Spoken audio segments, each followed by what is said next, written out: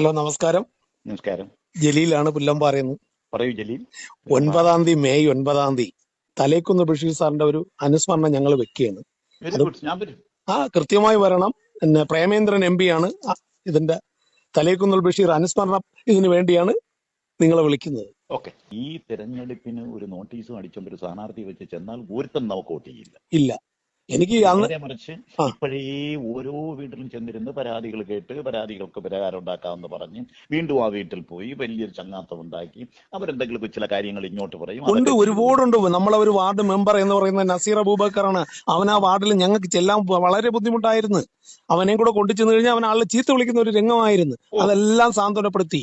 അതുപോലെ തന്നെ ഞങ്ങൾക്ക് ഒരു പരാതിയുള്ളത് നമ്മുടെ എന്നല്ല, ഞങ്ങളുടെ ഭാഗത്തു കൂടെ നിൽക്കുന്ന കുറച്ച് പയ്യന്മാരുടെ ലിസ്റ്റ് ജൗബറിന്റെ കോർ കമ്മിറ്റി അംഗീകരിച്ചു കൊടുത്തിട്ടുണ്ട്. ജൗബർ ഇന്നേ വരെ അത് അവരെ കമ്മിറ്റിക്ക് വിളിക്കുന്നില്ല, ഭാരവാഹിത്വം വെക്കുന്നില്ല. ശരി, പറയാം. അത് പറഞ്ഞേ പറ്റുള്ളൂ, അല്ലെങ്കിൽ ഇവനെ നമ്മളെല്ലാം കൂടെ എടുത്തിട്ട് തട്ടുകൊടുക്കും. തച്ചെടുത്താലേ നമ്മൾ 3-ാം സ്ഥാനത്ത് പോവുള്ളെന്ന്. അവിടെ പഞ്ചായത്ത് ഇലക്ഷനിൽ 3-ാമത് പോകും, നിയമസഭയിൽ ഉച്ചകുത്തി താഴെ.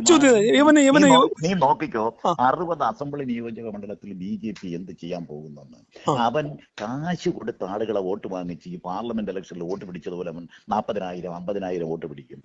കോൺഗ്രസ് പാർട്ടി 3-ാം സ്ഥാനത്ത് ഉച്ചകുത്തി. തീർച്ചയായിട്ടും സംഭവിക്കും. കേക്ക് മാർക്സിസ്റ്റ് പാർട്ടി ഭരണം തുടരുകയും ചെയ്യും.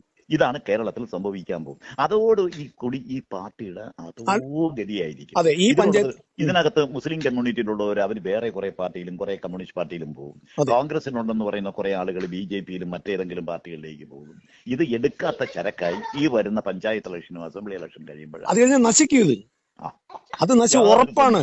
പ്രത്യേകിച്ച് പഞ്ചായത്ത് ഇലക്ഷൻ യാതൊരു ബ്ലോക്ക് ഭാരവാഹികളുടെ കാര്യത്തിൽ 100 പേരെ വയ്ക്കും. പാർട്ടി ഇറങ്ങി നടക്കാൻ ആളില്ല.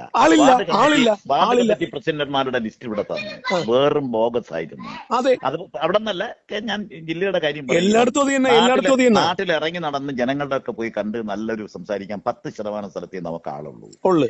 ഇത് നമ്മൾ മനസ്സിലാക്കാതെ മുമ്പോട്ട് പോവുകയാണെങ്കിൽ എന്റെ ജലീലെ വെറുതെ വീരവാദം പറഞ്ഞ് നമ്മളൊക്കെ നടക്കാമെന്ന് കുഴിച്ചും ഈ പാർട്ടിയെ ഓരോ ഗ്രൂപ്പും പറഞ്ഞ് ഓരോ താല്പര്യവും പറഞ്ഞ് കൂടെ ഇതിനെ കുഴിച്ചു മൂടുന്നതിന്റെ ഉത്തരവാദിത്വം നമുക്കുണ്ട്. തീർച്ചയായിട്ടും